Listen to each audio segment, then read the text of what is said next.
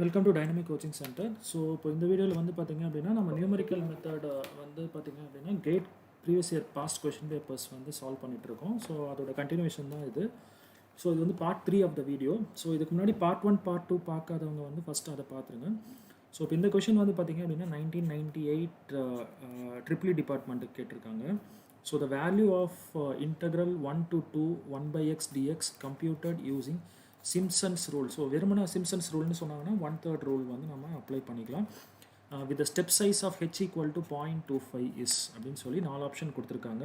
So நீங்கள் டெசிமலுக்கு அப்புறம் கிளியராக பார்த்தீங்க அப்படின்னா கிட்டத்தட்ட உங்களுக்கு 5 டிஜிட் வரைக்கும் கன்சிடர் பண்ணியிருக்காங்க. ஸோ இப்போ நீங்களும் கேல்குலேட் பண்ணும்போது உங்கள் கேல்குலேட்டரில் 5 டிஜிட் வரைக்கும் கன்சிடர் பண்ணணும். ஸோ ஆப்ஷன் ஏ வந்து பார்த்தீங்கன்னா 0.69430, ஆப்ஷன் பி வந்து 0.69385 and option C 0.69325 and option D 0.69415. ஓகேவா? ஸோ ஜென்ரலாக வந்து பார்த்திங்க அப்படின்னா இது ஏ லிமிட்னு எடுத்துப்போம், இதை பி லிமிட்னு எடுத்துப்போம். ஸோ அதுக்கப்புறமா வந்து பார்த்திங்க அப்படின்னா ஹெச் வந்து நாம் கம்ப்யூட் பண்ணுற மாதிரி இருக்கும். பி மைனஸ் ஏங்கிற அந்த இன்டர்வல் லென்த்தை எவ்வளோவா டிவைட் பண்ணணும், நம்பர் ஆஃப் இன்டர்வல்ஸ் அப்படிங்கிற மாதிரி நாம் இப்போ 5 டிவைட் பண்ணுமா 6 டிவைட் பண்ணுமா அப்படிங்கிற மாதிரி நம்ம டிவைட் பண்ணி ஸ்டெப் சைஸ் கண்டுபிடிப்போம். பட் இங்கே லக்கிலி ஸ்டெப் சைஸே வந்து பார்த்திங்க அப்படின்னா உங்களுக்கு கொடுத்துட்டாங்க. ஸோ இன்னும் கொஞ்சம் ஈஸியாகவே நம்ம சால்வ் பண்ணலாம். ஸோ ஜென்ரலாக வந்து பார்த்திங்க அப்படின்னா இன்டகிரேஷன் ஏ டு பி அப்படின்னு இருக்குது. So F of X dx இந்த ஃபார்மெட்டில் தான் நம்ம எடுத்துப்போம். ஸோ நம்மளோட கொஷின் வந்து பார்த்திங்கன்னா 1 to 2 இருக்குது அண்ட் தென் 1/x dx இருக்குது. ஸோ அப்படியே நீங்கள் இது ரெண்டையும் கம்பேர் பண்ணி பாருங்கள். உங்களுக்கு dx இருக்க வேண்டிய இடத்துல dx இருக்குது. dxோட கோஎஃபிஷியன்ட் வந்து எஃப் ஆஃப் எக்ஸ் அண்ட் நம்ம கேஸில் 1/x. ஸோ அப்போ எஃப் ஆஃப் எக்ஸ் தான் வந்து பார்த்திங்க அப்படின்னா 1/x அண்ட் தென் ஏங்கிற லிமிட் வந்து பார்த்திங்க அப்படின்னா 1 அண்ட் தென் பிங்கிற லிமிட் வந்து பார்த்திங்கன்னா 2. ஸ்டெப் சைஸ் வந்து 0.25 கொடுத்துருக்காங்க. ஓகேவா? ஸோ ஃபஸ்ட்டு என்ன பண்ணிக்கணும் அப்படின்னா நீங்கள் வந்து உங்களுக்கு லிமிட் வந்து பார்த்திங்கன்னா 1 to 2 இருக்குது இல்லையா? ஸோ நீங்கள் 1லேருந்து அப்படியே ஆட் பண்ணிகிட்டே போங்க இந்த ஸ்டெப் சைஸை. உங்களுக்கு கடைசியாக அப்பர் லிமிட் வந்து சேரணும்.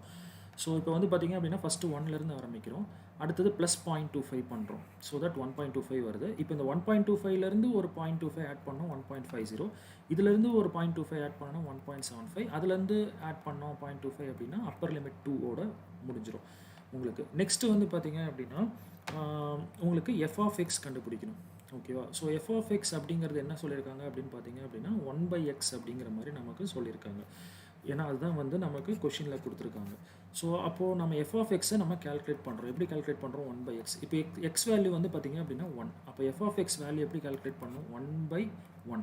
ஸோ அப்போ 1 வந்துடும். ஸோ இப்போ இந்த இதுக்கு பாருங்கள், எக்ஸ் வேல்யூ 1.25, நாம் எஃப் ஆஃப் எக்ஸ் எப்படி கேல்குலேட் பண்ணணும்? 1/xன்னு கேல்குலேட் பண்ணணும். அப்போ 1/1.25 சப்ஸ்டியூட் பண்ணோன்னா 0.8 வந்துடும். நெக்ஸ்ட்டு வந்து பார்த்திங்க அப்படின்னா இப்போ எக்ஸ் வேல்யூ 1.50, அதுக்கு கரஸ்பாண்டிங்காக உள்ள எஃப் ஆஃப் எக்ஸ் எப்படி கால்குலேட் பண்ணணும் அப்படின்னா 1/x which is X value இங்கே 1.50.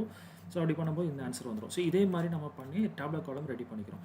ஸோ இப்போ நமக்கு வந்து இன்டகிரேஷனே பண்ணாமல் நியூமரிக்கல் இன்டகிரேஷன் ஆன்சர் வேணும். அதுக்கு வந்து நம்ம சிம்சன்ஸ் 1/3 ரூல் வந்து அப்ளை பண்ணுறோம். ஸோ அதோட ஃபார்முலா வந்து பார்த்திங்க அப்படின்னா இங்கே இருக்குது. ஸோ ஃபார்முலா என்ன அப்படின்னா h/3.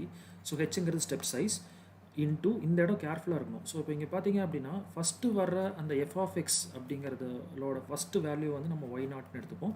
அப்புறம் அடுத்தது வரதை y1ன்னு எடுத்துக்கலாம், நெக்ஸ்ட்டு வரதை y2ன்னு எடுத்துக்கலாம், அதுக்கப்புறம் இருக்கிறத y3ன்னு எடுத்துக்கலாம், நெக்ஸ்ட்டு வந்து y4 அப்படின்னு எடுத்துக்கலாம்.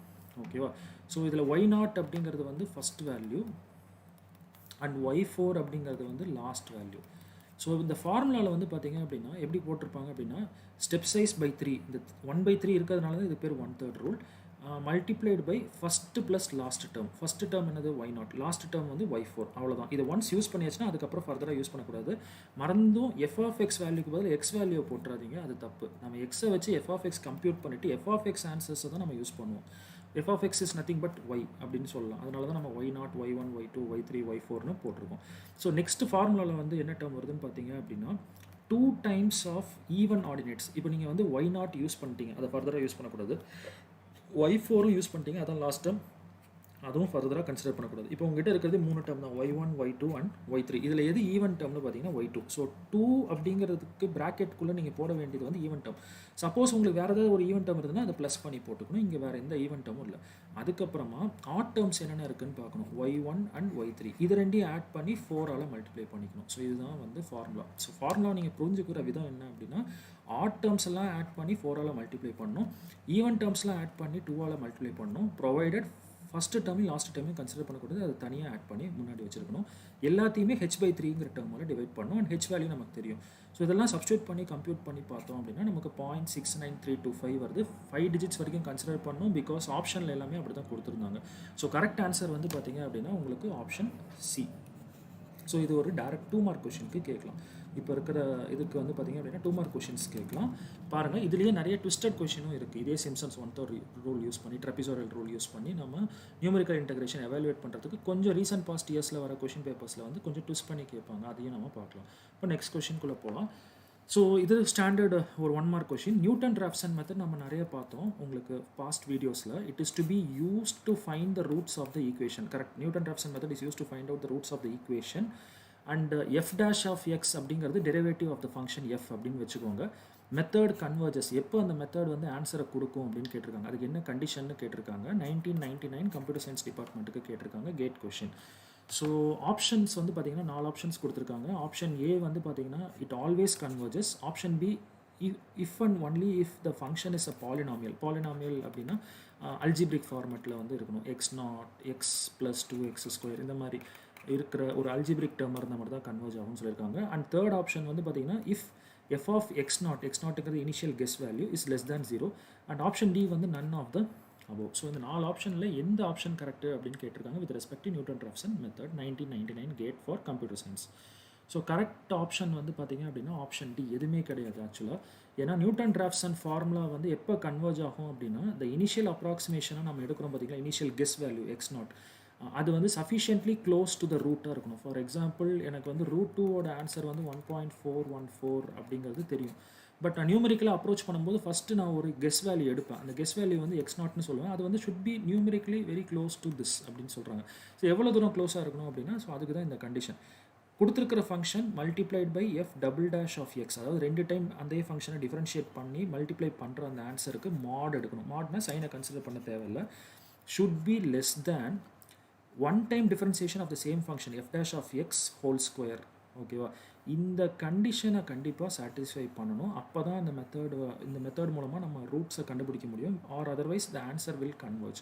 ஸோ அந்த மாதிரி எந்த ஒரு ஆப்ஷனுமே வந்து பார்த்திங்கன்னா இங்கே கொடுக்கல. So option D none of the above தான் கரெக்ட். ஸோ பார்த்துக்கோங்க, ரொம்பவே இம்பார்ட்டன்ட். ஸோ நம்ம நெக்ஸ்ட் கொஷின்குள்ளே போகலாம். ஸோ நெக்ஸ்ட் வந்து பார்த்திங்க அப்படின்னா trapezoidal ரூல் பற்றி கேட்டிருக்காங்க. The trapezoidal rule for integration give exact result when the integrand is polynomial of degree அப்படின்னு கேட்டிருக்காங்க. கேட் 2002 கம்ப்யூட்டர் சயின்ஸ் டிபார்ட்மெண்ட்டுக்கு 4 ஆப்ஷன் கொடுத்துருக்காங்க. Option A polynomial of degree but not 1 அப்படின்னு கொடுத்துருக்காங்க. ஆப்ஷன் பி வந்து it is 1 but not 0 அப்படின்னு கொடுத்துருக்காங்க. Option C it is 0 or 1. Option D வந்து பார்த்திங்கன்னா 2 கொடுத்துருக்காங்க. ஓகேவா? ஸோ இந்த trapezoidal ரூலும் வந்து பார்த்திங்கன்னா ஒரு வகையான நியூமெரிக்கல் இன்டெகிரேஷன் தான். இதுக்கு முன்னாடி நம்ம சிம்சன்ஸ் 1/3 ரூல் பார்த்தோம். அந்த மாதிரி trapezoidal ரூலும் வந்து பார்த்திங்க அப்படின்னா ஒரு வகையான நியூமெரிக்கல் இன்டெகிரேஷன் மெத்தட் தான். இது எப்போ எக்ஸாக்ட் ரிசல்ட்டை கொடுக்கும் அப்படின்னா அந்த இன்டெகிரேஷன் பண்ண போகிற அந்த விஷயம் இருக்குது பார்த்தீங்களா, அந்த ஃபங்க்ஷன் அதோட பாலினாமியல் ஆஃப் டிகிரி எவ்வளோ இருக்கணும் அப்படிங்கிறது கொஷினாக கேட்டிருக்காங்க. ஸோ சொல்யூஷன் பார்த்தீங்க அப்படின்னா கரெக்ட் ஆன்சர் ஆப்ஷன் சி. அதாவது trapezoidal rule integrates exactly if the polynomial is of the order of less than or equal to 1. 1ஆகவும் இருக்கலாம், இல்லை 1க்கு கீழேயாகவும் இருக்கலாம். இருக்கும்போது உங்களுக்கு trapezoidal ரூல் படி நீங்கள் இன்டெகிரேட் பண்ணி கண்டுபிடிக்கிற ஆன்சரும் எக்ஸாக்ட் ஆன்சரும் கண்டிப்பாகவே நல்ல க்ளோஸ்னஸோடு இருக்கும் அப்படின்னு சொல்லலாம். ஸோ அப்போ கரெக்ட் ஆன்சர் வந்து ஆப்ஷன் சி. நியரஸ்ட் ஆப்ஷன் 2 கொடுத்துருக்காங்க பாருங்கள், 1 but not equal to 0. அப்படி கிடையாது. It could be less than or equal to 1. அப்போ 1ஆகவும் இருக்கலாம், இல்லை 1ஓட கம்மியான 0ஆகவும் இருக்கலாம். So it could be 0 or 1. So option C தான் வந்து பார்த்தீங்கன்னா correct answer. Straightforward 1 mark question. So இப்போ நம்ம நெக்ஸ்ட் கொஷின்குள்ளே போகலாம். ஸோ நெக்ஸ்ட் கொஷின் வந்து பார்த்திங்க அப்படின்னா given a is greater than 0, ஏங்கிற ஒரு கான்ஸ்டன்ட் வேல்யூ இருக்குது, அதோட வேல்யூ வந்து greater than 0. we wish to calculate its reciprocal value. ரெசிப்ரோக்கல்னா 1/a அப்படியே தலைகீழ by using Newton-Raphson method for f of x equal to 0. the Newton-Raphson algorithm for the function will be. So இதோட Newton-Raphson formula use பண்ணி இந்த ஃபங்க்ஷனுக்கு rearrange பண்ண என்ன expression வருங்கிறத கேட்டிருக்காங்க. இதே மாதிரி பல கொஷின்ஸ் நம்ம பார்த்துட்டோம் பாஸ்ட் 2 வீடியோஸில்.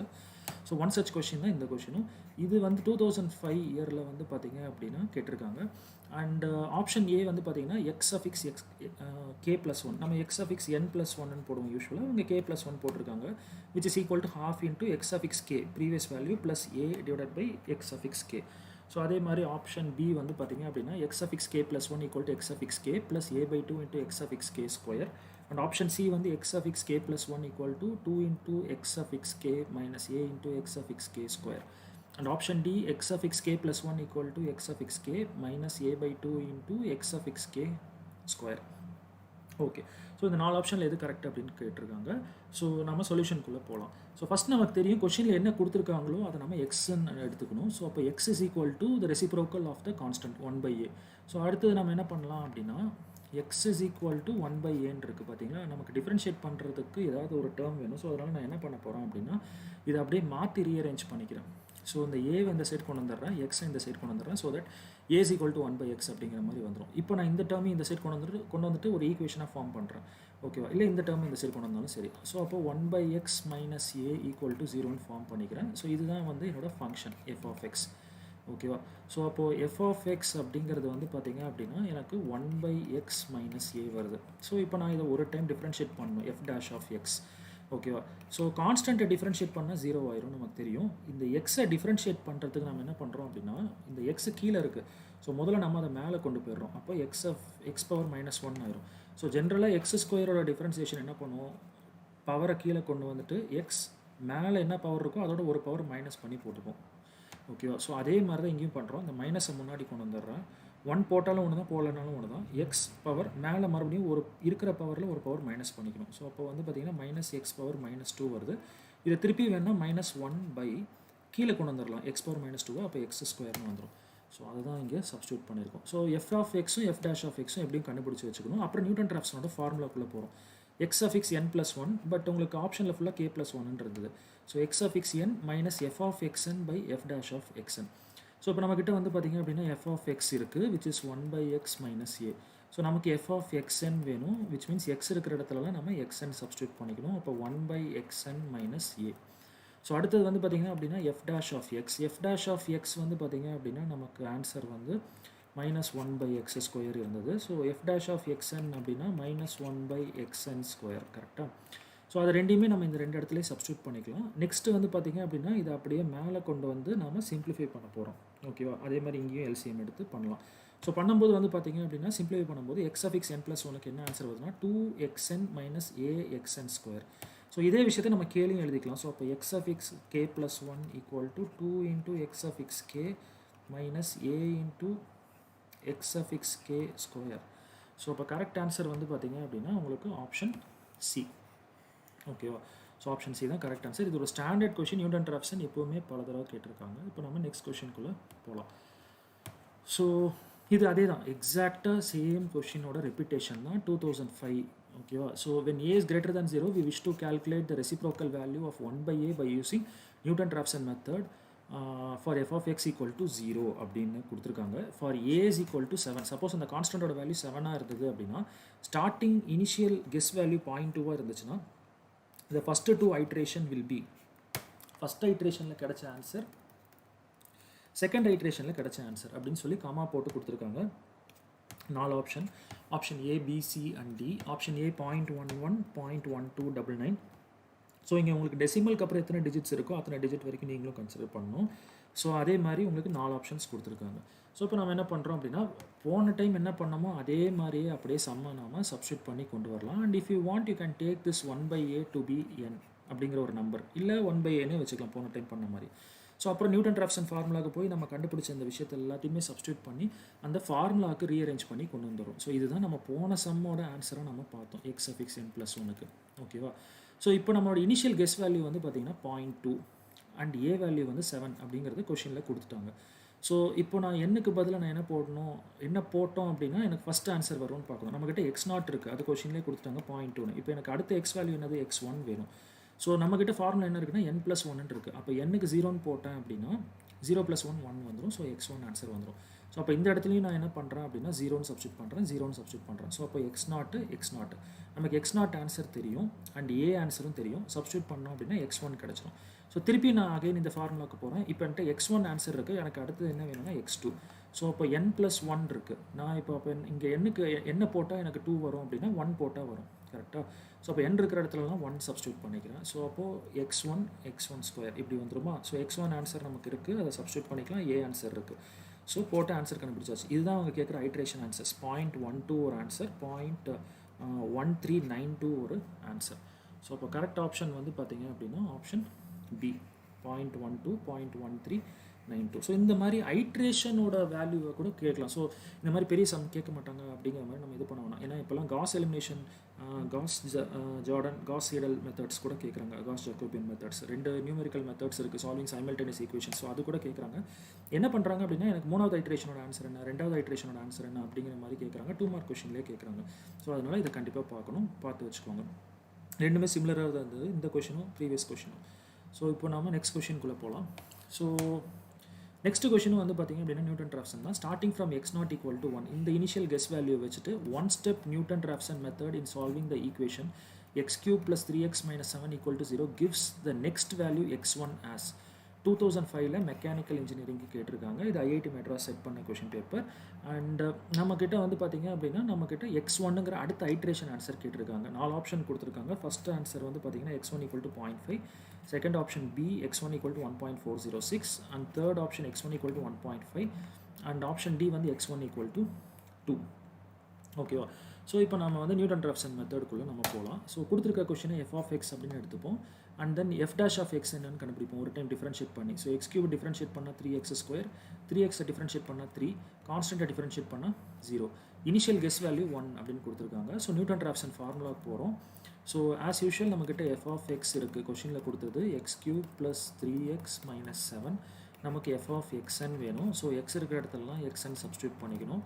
ஸோ அப்போ xn³ + 3xn - 7. நெக்ஸ்ட் வந்து பார்த்திங்கன்னா நம்மக்கிட்ட f'(x) இருக்குது கண்டுபிடிச்சது, which is 3x² + 3.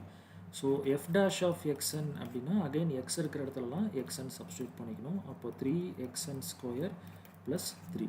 ஸோ இது ரெண்டு ரிசல்ட்டையுமே நம்ம இந்த ரெண்டு இடத்துல நம்ம சப்ஸ்டியூட் பண்ணலாம். ஓகேவா?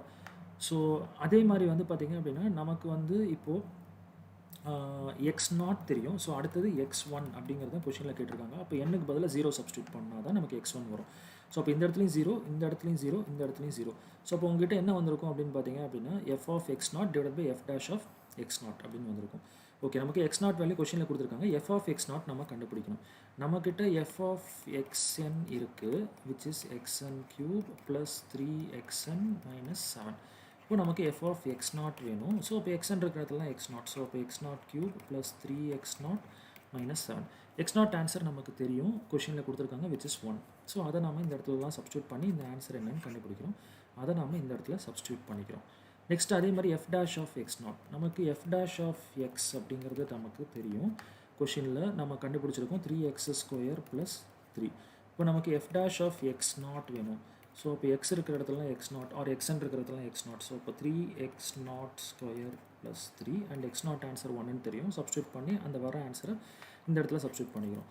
சிம்பிளிஃபை பண்ணால் நமக்கு என்ன ஆன்சர் வருதுன்னு பார்த்தீங்கன்னா 1.5 வருது. ஸோ கரெக்ட் ஆன்சர் வந்து பார்த்தீங்க அப்படின்னா ஆப்ஷன் சி.